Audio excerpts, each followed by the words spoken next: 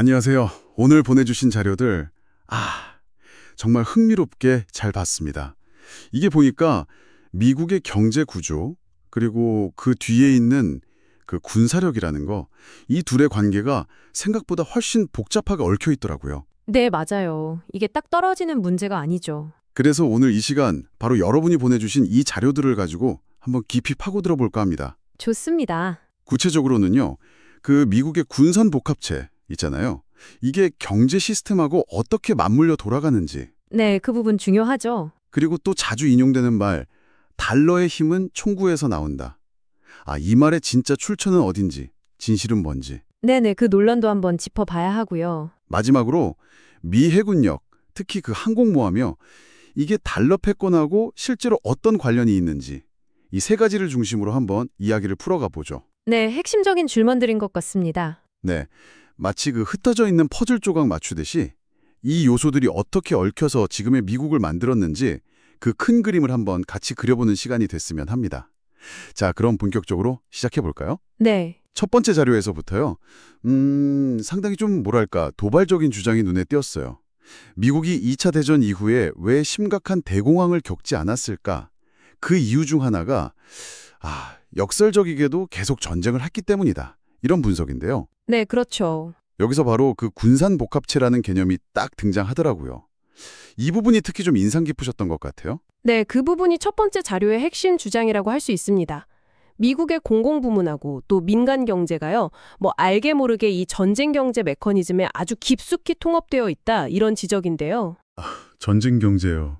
좀 무서운데요. 그렇죠. 그러니까 1945년에 전쟁 끝나고 나서 미국 경제가 장기 침체에 빠질 수도 있었는데 그러지 않은 배경에 바로 이 군산 복합체의 존재 그리고 계속 전쟁을 할 수 있는 그 가능성 이걸 꼽는 거죠. 이게 구체적으로는 어떻게 작동한다는 걸까요? 그 자료 설명 보니까 전쟁 자체가 물자 생산을 확 늘리고 대규모 고용도 만들고. 네, 그렇죠. 경제 전체의 수요를 그냥 확 끌어올리는 거죠. 그러니까 가장 어떻게 보면은 손쉬운 공황 탈출 방법이었다. 이런 이야기군요. 예를 들면 전쟁 터지면 무기나 군복, 식량 이런 거 막 필요하니까. 맞습니다. 관련 산업이 막 돌아가고 일자리가 늘어나고 그럼 사람들이 돈을 쓰게 되고 이게 다시 소비로 이어지는 그런 선순환 구조를 만든다는 거죠. 와, 이게 경제 시스템 자체가 아예 그냥 전쟁을 염두에 두고 돌아가는 것처럼 들리네요. 좀 충격적인데요. 네, 실제로 그 자료 보면요. 한국 전쟁부터 베트남전, 걸프전, 아프간 전쟁까지 쭉 이어지잖아요. 미군이 전 세계에서 계속 군사작전을 벌여온 역사가 이게 그냥 우연이 아니라는 거예요. 우연이 아니다. 네, 오히려 이게 군산 복합체가 유지되고 작동하는 방식 그 자체고 이걸 통해서 경제적인 수요를 계속 만들어 왔다. 이런 분석입니다. 그렇군요. 근데 자료에서 보니까 여기서 한 걸음 더 나가더라고요. 예전 제국주의처럼 대놓고 식민지 뺏고 이런 거랑 좀 다르게 요즘은 신제국주의 아니면 경제의 군사화 이런 개념을 쓰던데요. 이건 또 무슨 얘기인가요? 네. 그것도 흥미로운 지점이죠. 과거 제국주의는 군대 보내서 땅 뺏고 자원 가져오고 이런 식이었잖아요. 네, 그렇죠. 좀 노골적이었죠. 근데 이제 보내주신 자료들 분석은 현대 방식은 훨씬 더 교묘하다는 거예요. 그게 바로 경제의 군사화라는 건데요. 경제의 군사화. 네. 예를 들어서 요즘 제일 핫한 반도체나 배터리 아니면 인공지능 같은 거 한번 생각해 보세요. 네네. 이런 첨단 기술 분야 경쟁을요. 그냥 단순하게 기업들끼리 경쟁하는구나 이게 아니라 국가 안보 문제로 딱 프레임을 바꿔버리는 거예요. 안보 문제로요? 네. 그렇게 되면 국가가 직접 나서서 특정 산업 막 지원해주고 아니면 경쟁하는 다른 나라 기술은 못 쓰게 막고 이런 조치들을 하기가 훨씬 쉬워지죠. 정당화가 되는 거예요. 하긴 요즘 뉴스 보면 맨날 그런 얘기잖아요. 반도체 전쟁이니 뭐니. 바로 그겁니다. 이게 바로 자본의 이익을 지키고 또 넓히기 위해서 국가의 힘, 심지어 보이지 않는 군사적 영향력까지 동원되는 현대판 제국주의의 모습이다. 이렇게 다루는 설명하고 있는 거죠. 와, 결국 형태는 좀 달라졌지만 그 본질, 그러니까 국가 권력이 자본의 이익을 위해서 움직인다는 그 점은 뭐 비슷하다는 거죠. 와, 진짜 듣고 보니까요. 그 경제 뉴스에서 맨날 보던 반도체 경쟁, 기술 패권 다투 이런 게 완전 다르게 보이네요.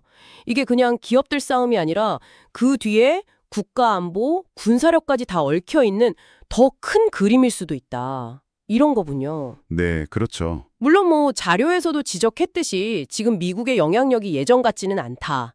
뭐 이런 시각도 분명히 있긴 합니다만 네, 그런 분석도 있죠. 그래도 여전히 압도적인 군사력을 가지고 있다는 점은 뭐 부인하기 어려워 보입니다. 네, 그건 사실이죠. 자, 그럼 다음 주제로 한번 넘어가 볼까요? 이런 군사력하고 경제력 관계 얘기할 때 진짜 자주 나오는 말이 있잖아요. 아, 그 유명한 말이요? 네, 달러의 힘은 총구에서 나온다. 네. 이게 그 헨리 키신저 전 미 국무장관이 한 말로 엄청 유명하잖아요. 그쵸. 다들 그렇게 알고 있죠. 네, 보내주신 자료 중에 이 말 출처를 추적하는 내용이 있어서 저도 좀 깜짝 놀랐어요. 이게 키신저 말이 아닐 수도 있다고요. 네, 그 부분이 좀 오해가 많은 지점이라서요. 명확히 짚고 넘어갈 필요가 있을 것 같아요. 결론부터 말씀드리면 보내주신 자료들을 포함해서 여러 경로로 확인을 해봤는데 헨리 키신저가 달러의 파워는 총고에서 나온다 이 말을 직접 했다는 명확한 기록이나 증거는 사실 찾기가 어렵습니다. 아, 진짜요? 와, 저는 너무 당연하게 키신저 말인 줄 알았는데 그럼 그 말은 도대체 어디서 나온 거예요? 자료들은 오히려 이 표현이 중국의 마오쩌둥이 했던 훨씬 더 유명한 말 있잖아요. 권력은 총구에서 나온다. 아, 그거요? Political power grows out of the barrel of a gun. 네, 바로 그거요. 거기서 유래했거나 아니면 시간이 지나면서 이렇게 좀 와전돼서 잘못 퍼졌을 가능성이 높다. 이렇게 지적을 하더라고요. 그러니까 원조는 마오쩌둥의 가능성이 크다는 거죠. 하, 세상에. 마오쩌둥에서 나왔을 수 있다니. 물론 그렇다고 해서 키신저가 미국의 힘과 달러의 관계를 뭐 전혀 생각 안 했다 이런 뜻은 절대 아니에요. 네, 그건 아니겠죠. 보내주신 자료에도 잘 나와 있듯이 그 양반이 1970년대 오일 쇼크 때문에 달러 위상이 막 흔들릴 때 사우디아라비아하고 딱 단판을 지어서 석유 결제 대금은 무조건 달러로만 해라. 이른바 페트로달러 체제 만든 거 그거 아주 결정적인 역할 했거든요. 아, 맞아요. 페트로달러. 들어봤어요? 네, 이게 바로 미국의 경제 패권하고 달러의 기축통화 지위를 지키기 위해서 외교력뿐만 아니라 실질적인 힘의 우위가 얼마나 중요한지 아주 잘 알고 활용했다는 명백한 증거죠. 그러니까 키신저가 실제로 달러 패권을 위해서 엄청 강력한 외교 정책을 편 건 맞는데 달러의 힘은 총구에서 나온다. 이 좀 자극적인 표현 자체는 그 사람 말이 아닐 가능성이 높다. 이 말씀이시네요. 네, 현재까지 확인된 바로는 그렇습니다. 이야, 이거 진짜 흥미로운데요? 우리가 그냥 당연하게 알고 있던 정보도 출처를 이렇게 꼼꼼하게 따져보는 게 정말 중요하구나 새삼 깨닫게 되네요. 맞습니다. 정보의 맥락하고 출처를 정확히 파악하는 게 중요하죠. 특히 이렇게 좀 파급력 있는 인물의 발언으로 알려진 경우에는 더더욱 그렇습니다. 자, 그럼요. 그 유명한 인용구의 진위 여부를 일단 차치하고 그럼 진짜 달러의 힘은 어디서 나오는 걸까요? 단순히 미국 경제가 크고 뭐 금융 시스템이 안정적이다. 이걸로는 뭔가 좀 부족한 느낌이 들거든요. 그쵸? 뭔가 더 있을 것 같죠? 네. 근데 다음 자료에서 딱 이 질문하고 연결되는 내용이 나오더라고요. 특히 미국의 그 압도적인 해군력, 그중에서도 항공모함의 역할에 주목하고 있던데요. 이 부분을 특히 좀 유심히 보신 것 같아요. 네, 맞습니다. 그 연결고리가 아주 중요하다고 봤습니다. 지금 미국이 핵추진 항공모함 전단을 11척이나 운용하고 있잖아요. 네, 11척이죠. 자료 보니까 이게 전 세계 다른 모든 나라들이 가진 항구 전력을 다 합친 것보다도 더 강력하다던데요. 와, 이 어마어마한 바다 위의 군사력이 달러라는 돈하고 도대체 어떻게 연결이 된다는 걸까요? 좀 상상이 잘 안 갔는데요. 여기서 이게 아주 중요한 연결고리가 나오는 겁니다. 공식적으로야 뭐 달러가 세계 기축통화인 이유는 미국의 거대한 경제 규모, 또 뭐 투명하고 안정적인 금융 시스템, 국제사회에서의 높은 신뢰도 뭐 이런 것들이겠죠. 네, 교과서에는 그렇게 나오죠. 하지만 보내주신 자료들은 그 이면을 파고드는 거예요. 즉, 이런 공식적인 이유들 뒤에는 이 시스템 전체를 유사시에 보호하고 또 강제할 수 있는 실질적인 힘, 바로 군사력이 딱 버티고 있다는 분석인 거죠. 아, 군사력이 뒷받침하고 있다. 구체적으로 어떤 식으로요? 구체적인 예를 한번 들어볼까요? 전 세계 무역량의 상당 부분이 바다를 통해서 운송되잖아요. 그렇죠. 배로 실어 나르죠. 한번 생각해 보세요. 중동의 호르무즈 해협이나 아시아의 말라카 해협 같은 아주 중요한 바닷길, 이걸 뭐 해상교역로, SLOC라고 하죠. 네, SLOC. 여기가 만약에 누군가에 의해서 봉쇄되거나 아니면 해적 때문에 너무 위험해진다. 그럼 어떻게 될까요? 그럼 뭐 국제무역 마비되고 난리 나겠죠. 물가 폭등하고. 바로 그겁니다. 달러를 기반으로 한 글로벌 경제 시스템 전체가 흔들릴 수 있어요.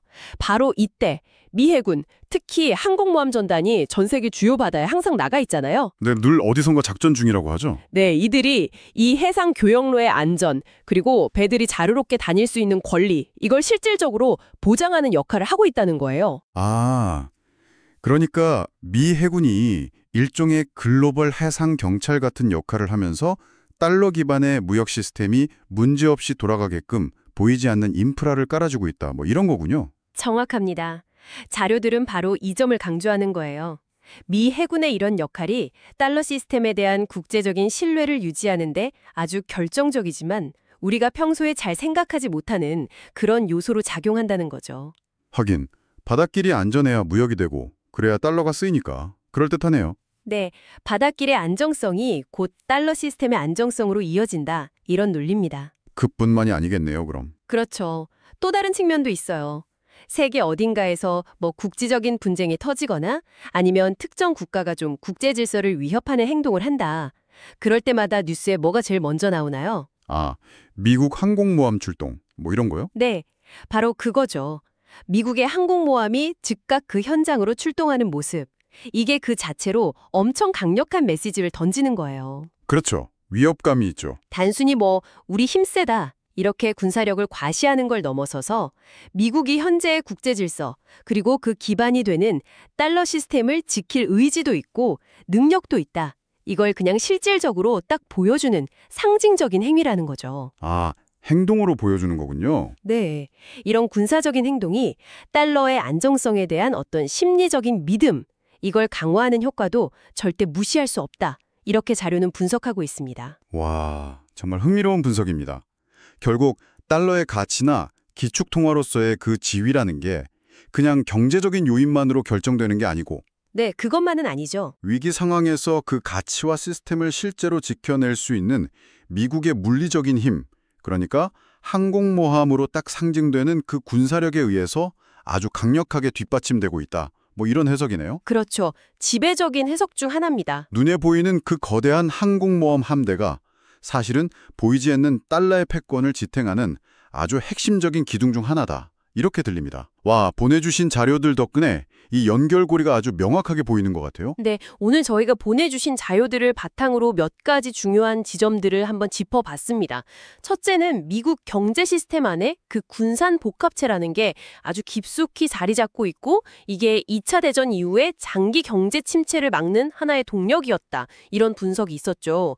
뭐 전쟁 경제라는 좀 충격적인 개념까지 나왔고요. 네, 전쟁 경제. 기억에 남네요. 두 번째로는 달러의 힘은 총고에서 나온다는 그 유명한 말, 이거 출처를 추적해보니까 헨리 키신저가 직접 한 말이 아닐 가능성이 높고 오히려 마오쩌둥 말에서 나왔을 수도 있다. 이 점을 확인했죠. 네, 이것도 반전이었어요. 정보 출처 확인이 얼마나 중요한지 다시 한번 생각해보게 됐고요. 맞아요. 마지막으로 달러 패권의 그 이면에는 공식적인 경제지표 말고도 미국 항공모함으로 대표되는 그 압도적인 군사력이 실질적인 담보 역할을 하고 있다. 이런 분석을 좀 자세히 살펴봤습니다. 네, 해상 교역로 안전 보장, 위기 개입 능력 이런 것들이 달러 시스템의 신뢰를 지키는데 아주 중요하다는 내용이었죠. 그렇습니다. 결론적으로 보면 미국의 경제력, 그리고 달러의 국제적인 지위, 또 막강한 군사력, 이 세 가지는 정말 서로 때려야 뗄 수 없는 아주 복잡하고 유기적으로 얽혀있는 관계다. 이걸 확인할 수 있었습니다. 주신 자료들 덕분에 이 복잡한 퍼즐 조각들을 좀 맞춰볼 수 있었던 것 같습니다. 네, 유익한 시간이었습니다. 자, 이제 마지막으로 이런 질문을 한번 던져보면서 마무리할까 합니다.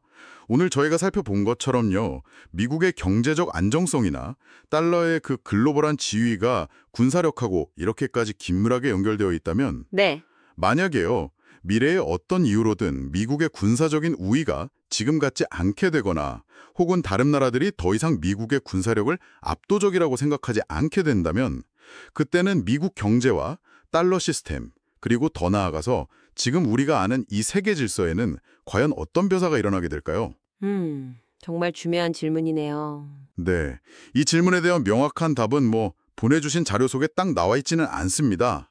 하지만 오늘 저희가 함께 나눈 이 이야기들을 바탕으로 한번 각자 생각해 보시면 미래를 예측하는 데 있어서 굉장히 흥미로운 관점을 얻으실 수 있지 않을까 싶습니다. 네, 충분히 고민해 볼 만한 가치가 있는 질문입니다. 오늘 저희와 함께 이렇게 깊이 파고 들어주셔서 정말 감사합니다. 다음에도 여러분이 궁금해하시는 주제의 핵심을 명쾌하게 풀어드리는 그런 흥미로운 이야기로 다시 찾아뵙겠습니다. 감사합니다.